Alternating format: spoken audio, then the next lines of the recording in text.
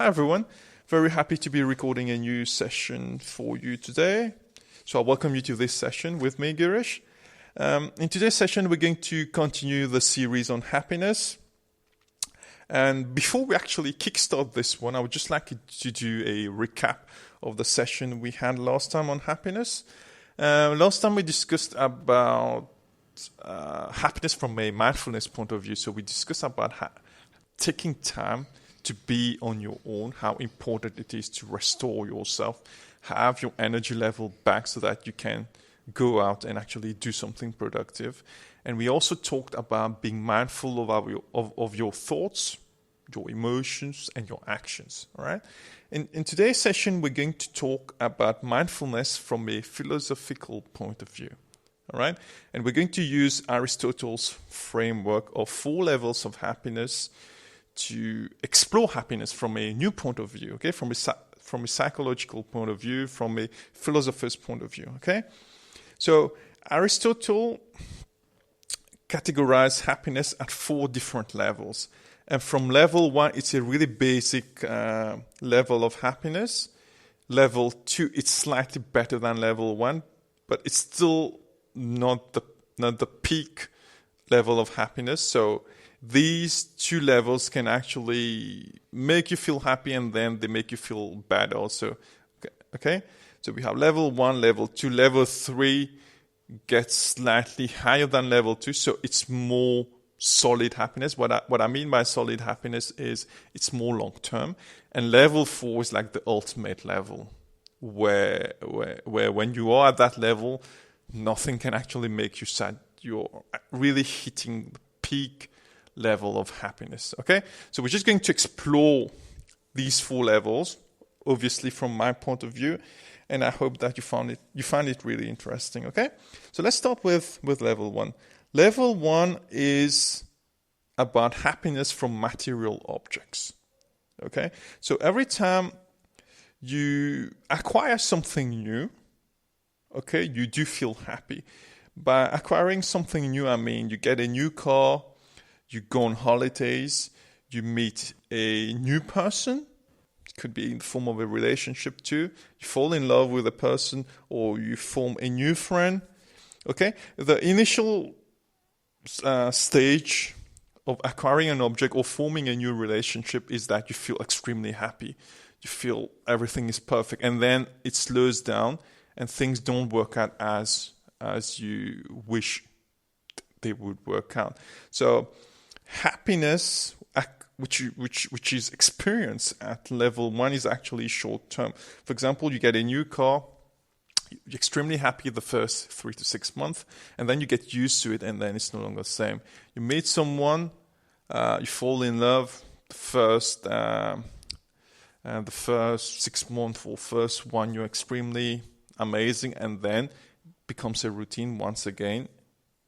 It becomes flat. So this is what Aristotle means by happiness level 1. Everything new acquired or experienced makes you feel happy in a temporary manner. It's short term, and then in the long run, it doesn't actually bring you the same level of satisfaction and happiness.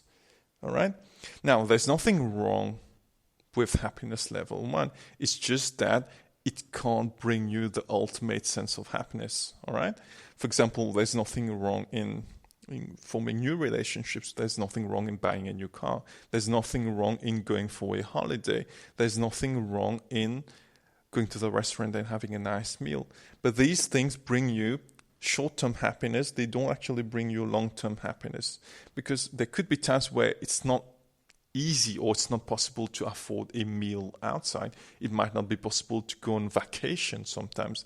So these short-term happiness can actually bring you sadness also when you actually can't acquire them. You can't no longer acquire them. Let's say someone gets married and then it's the honeymoon period where it's very easy to go out, go on vacation and do all the things young couples do.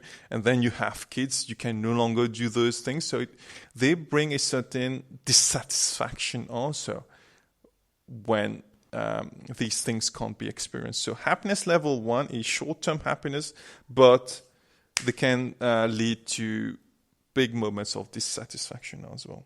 All right. Level 2 is happiness derived from ego gratification. So it's happiness someone derives by comparing to others. So this kind of happiness is experienced every time you think that you're doing better than others. So you're constantly comparing yourself to others.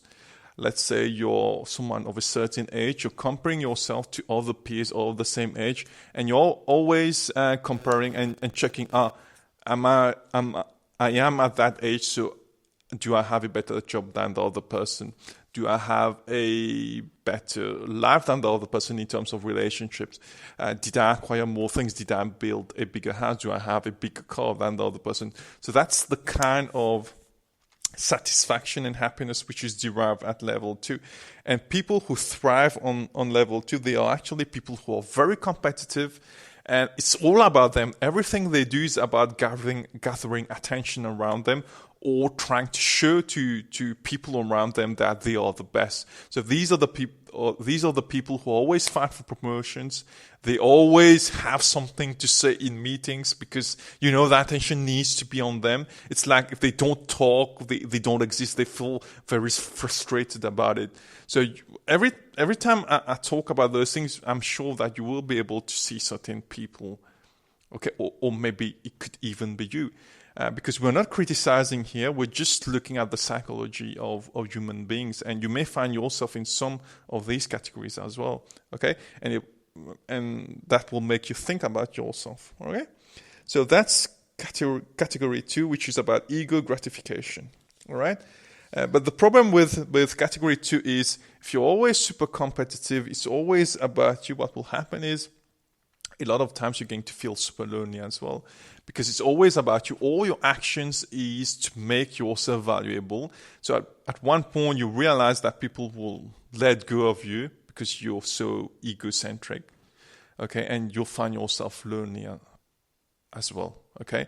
So category 2 can be quite dangerous, in fact, if you think about it, okay.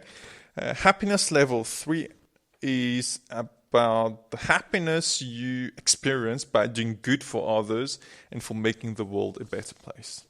Okay? And that kind of happiness is based on the human desire for connection, goodness, compassion, friendship, unity. Okay? If we really try to find one word for it, it's basically about love. Love for humanity, love for yourself, love for people around you, love for animals. So if you have that frame of mind, it's level 3. Okay, because you're not focusing only on yourself, you're focusing on others also, because you're someone who actually realized that you don't exist as a human being separate from others. You actually exist in connection with others. So when you're actually giving love to others, it's going to come back. Even if you're not expecting it, it's going to come back to you anyway, because we're all connected. When you try to make someone else happy, you feel happiness automatically, okay? So that's happiness level 3, where the kind of happiness we experience in level 3 is actually deeper than the other 2 levels of happiness, and it's actually more long-term, okay? Because think about it. Would you rather be driving, okay? Would you rather be driving, for example, a Toyota, okay? Which means on happiness level 1, it's not really at that peak. So would you rather be driving a Toyota and actually be living a life where you've got like 30 people who are really fond of you, really love you, and they're always waiting to be around you? Or would you be rather driving a BMW or a Mercedes, but you don't have people around you who actually really care for you? Okay, you see that drastic change between these 2 things. I've actually created a scenario with a low level 1 and a high level 3, okay, and one with a high level 1 and a really low level 3. Now, if you think that a high level 1 and low level 3 is the life you want to live, I mean, I don't know how to talk to you, because that would not be a life you would like to live, because you may have all the material objects, but you don't actually have the stuff which makes your life complete, which is love and a sense of completeness. Okay? So, something to think about. Okay? Happiness level 4 now. Happiness level 4 is the ultimate level of happiness. It's like the perfect happiness as per Aristotle. And this one it's actually a search for fullness and perfection. All right? And when you hit that level of happiness, you're actually able to balance all the other levels of happiness we've discussed. Okay? And what is it about, actually, happiness level 4? It's actually an enlightened state, okay? Which can be experienced or which can be discovered through spirituality, religion. It could be philosophy, art, or scientific endeavors as well. It's actually feeling connected to the world or the universe and realizing that everything is connected, and whatever we think we are bigger than that, okay? And it's actually having some of the answers of the big questions in life. For example, what is life all about? Why am I here on earth? Okay? Finding my ultimate life purpose. Okay? Each person is unique. So why have you been born here? What's your purpose? So actually, when people discover those things, they are really at happiness level 4, because they really know why they are here on earth. And they really understand themselves really well. And nothing can stop them. When people are at the happiness level 4, nothing can stop them, because they really know why they are here. They can't be easily manipulated. They are extremely happy because they are doing and living life the way they want to.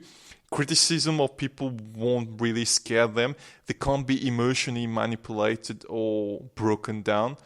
And that's the ultimate level where you're always happy.